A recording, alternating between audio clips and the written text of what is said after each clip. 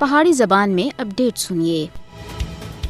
مقبوضہ جموں کشمیر وچ B J پی حکومت ریاست مسلم اکثریتی تشخص کو ختم کرنے دے واسطے ہر قسم تے حربے آزما رہی ہے۔ مقبوضہ جموں کشمیر دے اندر سینک کالونیاں بسانی، غیر ریاستی باشندہ کو ریاستی قامتی اسناد دینا، اس کے علاوہ مقبوضہ جموں کشمیر دے لوکاں تھے انہاں دی جائیداد املاک ضبط کرنا، نوکریاں تھینا کو محروم کرنا اور انہاں دے گھراں کو مسمار کرنا اس منصوبے دا حصہ ہے۔ بی جے پی اور RSS دا مقصد کشمیر وچ قبل از اسلام ہندو تہذیب کو مسلط کرنا ہے۔ مودی دے 5 اگست 2019 دے غیر قانونی اقدامات کا مقصد ہی مقبوضہ جموں کشمیر کی مسلم شناخت کو کشمیریاں کو کھسنا ہے۔ مودی حکومت مقبوضہ جموں کشمیر کے مسلم کردار کو مٹانے دے ارادے دے ہوتے ہے۔ بھارت مقبوضہ کشمیر وچ مسلم اکثریتی حیثیت کو بٹانے دے واسطے مقبوضہ جموں کشمیر کے اندر غیر مقامی لوکاں کو بڑی سطح دے ہوتے آباد کر رہا ہے۔ اس وقت تک 40 لاکھ سے زیادہ غیر کشمیریوں کو مقبوضہ جموں کشمیر کے اندر ادھر رہنے دے ڈومیسائل فراہم کیتے گئے ہیں۔ مودی کشمیریوں دی مسلم شناخت کو مٹا کے انہاں دی حق خود ارادیت کی جدوجہد کو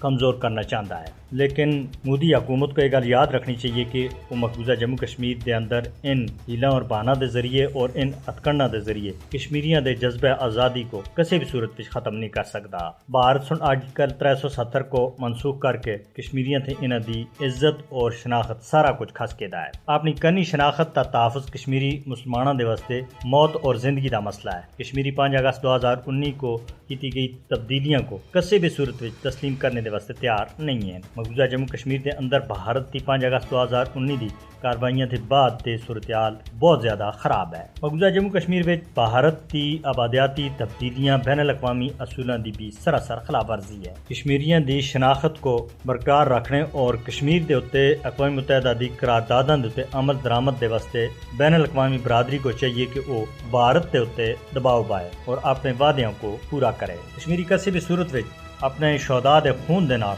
کسی کو بھی غداری کرنے دی اجازت نہ دے سن۔